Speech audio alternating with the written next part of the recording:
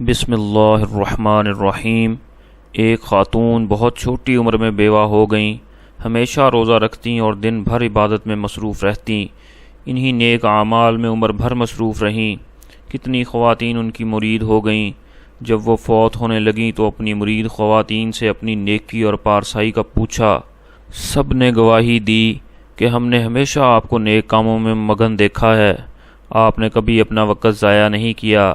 قرآن پاک کی تلاوت، رات کو تہجد اور سارا دن نیکی کے کام کرنے میں آپ بڑھ چڑھ کر حصہ لیتی ہیں، اور ذکر و تلاوت آپ کا معمول ہے۔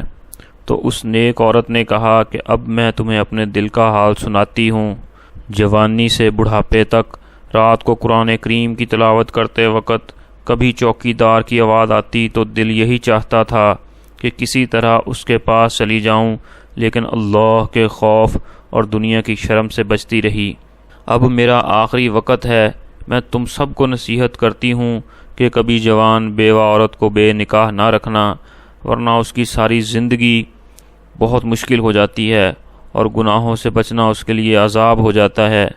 اللہ رب العزت مجھے، آپ کو اور پوری امت مسلمہ کو حضور نبی کریم خاتم النبیین سرکار دو عالم صلی اللہ علیہ وسلم کے طریقوں کے مطابق اللہ رب العزت کے حکموں کو پورا کرنے کی توفیق نصیب فرمائے، آمین۔